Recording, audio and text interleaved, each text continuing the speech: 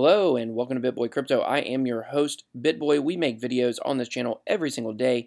News videos, usually we do 2 videos a day, but right now I'm out of town, so we're sticking with the news. Always remember, I'm not a financial advisor. Don't forget to become a part of the Bit Squad. All you got to do is click the subscribe button. Don't forget to hit the bell for notifications. We're also giving away $500 in Bitcoin. All you got to do, be a subscriber, like and comment on some videos. Just check out the information down below in the video description for more details. So today we're looking at the markets. The markets have improved quite a bit. We're hovering around $275 billion right now. However, Bitcoin dominance has not really risen or decreased. It's stayed relatively the same. It's at 42.4% right now. And that's a little odd to me because the altcoins have been pumping quite a bit today. 0x has been on quite a tear, but it did seem to peak a little bit today and then dropped, so it's only up about 1%. Still considerable gains since the Coinbase announcement. If we look at the top 10, you'll see pretty much everything is up other than Tether, which as we know does not count. And let's look at the biggest winners and the losers of the day. Biggest winners, 10x, which I had a video about this quite a while ago where I said this is one to keep your eye on. It has surged to number 69 on CoinMarketCap and doesn't show any signs of stopping right now. And I do not think this is a pump and dump. I really believe in this project, and I think it is going to do well. Then you have Power Ledger, another one that we've looked at that is basically decentralized power. Loom Network, Dogecoin. We have several gainers today above 10%. So this is the first time in quite some time we've seen this. So if we look at the Bitcoin chart, we're going to pull up the 7-day chart here as soon as it pops up, hit 7 days. As you can see from the bottom right here, pretty much it's been steady increase, but it did have one big candle today, but it's not a manipulation candle. It's actually news driven.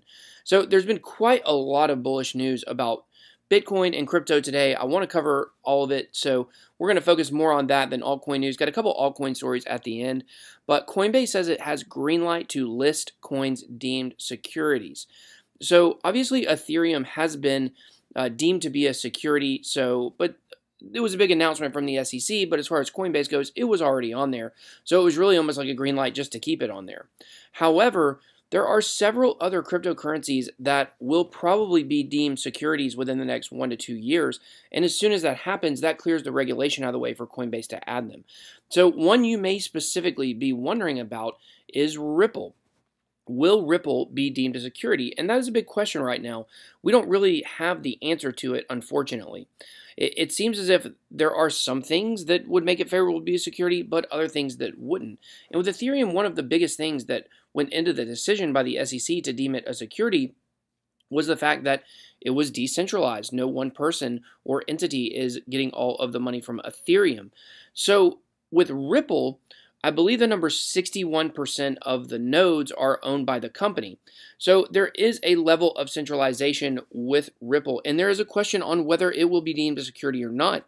It seems as if in the top 10, especially maybe in the top 20, it may be the only one left out in the cold as far as being a security because of that centralization factor. So, and of course, there has been some questions about Bitcoin Cash possibly being centralized.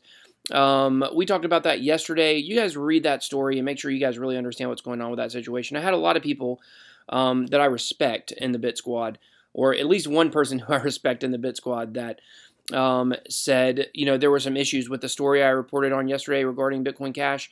So just make sure that and he's not a typical Bitcoin Cash fanboy, so he really seems to know what he's talking about. So make sure you take that article with a grain of salt. We've not actually seen anything saying Bitcoin Cash is centralized at this point, just reports from a hacker who revealed some IP addresses and some different situations around Bitcoin Cash. But Ripple is the one that's really the big question mark. So if you're looking for Ripple to get onto Coinbase, basically what's going to happen is it's going to have to be deemed a security. It's pretty much the only way. So the huge news today that really rocked the world was BlackRock. It is the world's largest asset manager, and there are people saying that it is considering getting into cryptocurrency. Well, later, and this is what honestly caused the big pump. Well, later on in the day, someone from their company, I don't know if it was their CEO, I can't remember exactly who it was, went on a news show and said, well, So far, our investors have had 0% interest in cryptocurrency. Now, keep in mind, BlackRock manages $5.4 trillion in assets. So to say that 0% of their investors would have been interested in cryptocurrency, like, that just sounds like FUD. That doesn't even sound accurate. There's no way, with as hot as crypto has been over the last year, or specifically back in the bull run, that they would not at least consider it. So it seems like they may be trying to still keep the price down. But one thing that came out today that is for sure is they are investigating cryptocurrency to find out if there are some situations where they could take advantage of crypto. And so this possibly bringing in a portion of this $5.4 trillion was absolutely huge news. So then we have another story here. 5 crypto experts on why Bitcoin may surge as high as $1 million. And basically it is Tom Lee, Shemeth Palafatea, I can't pronounce his name. He used to work at Facebook, that's all I know. Brian Kelly, Ran Nurnur, and Arthur Hayes, who's the co-founder of BitMEX.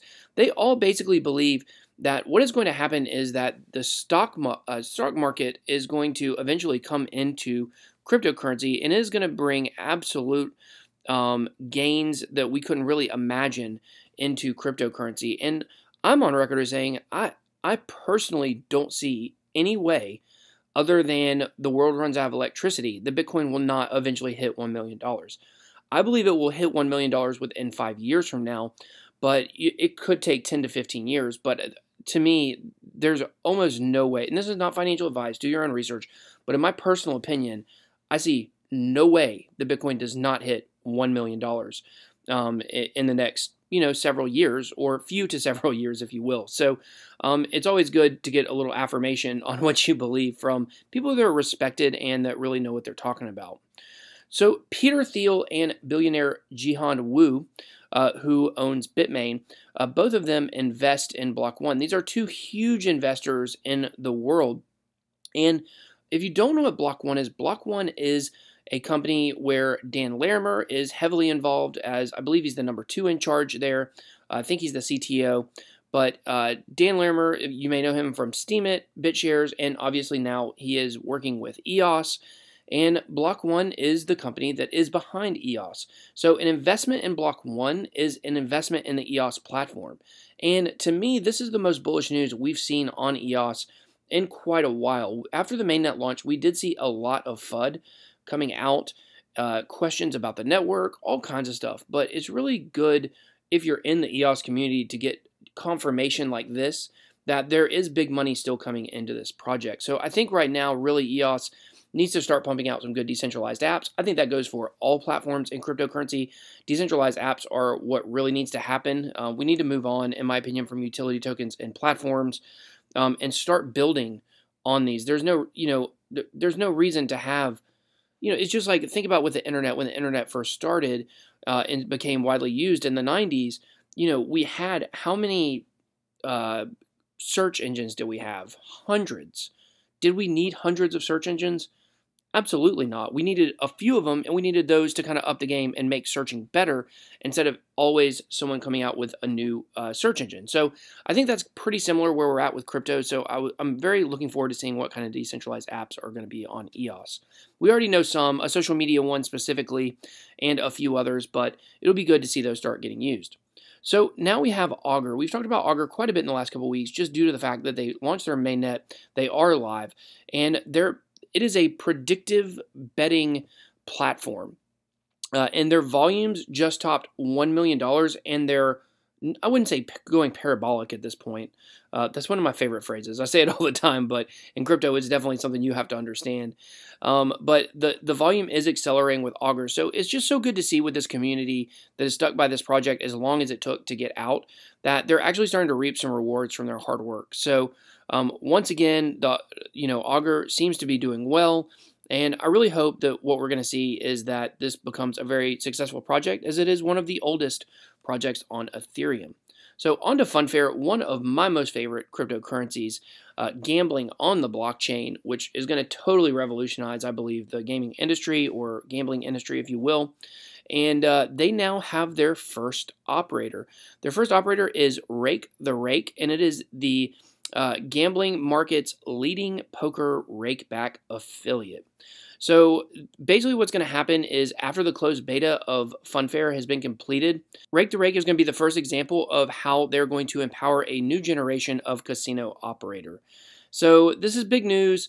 I think we're going to see more and more about this project through the end of the year. I believe, honestly, that by next year, we are going to see casinos running on this blockchain. And that's going to be really exciting because FunFair takes away the guesswork from, like, if you're playing on an online casino and you feel like you're not getting the right odds, you have no way to prove that.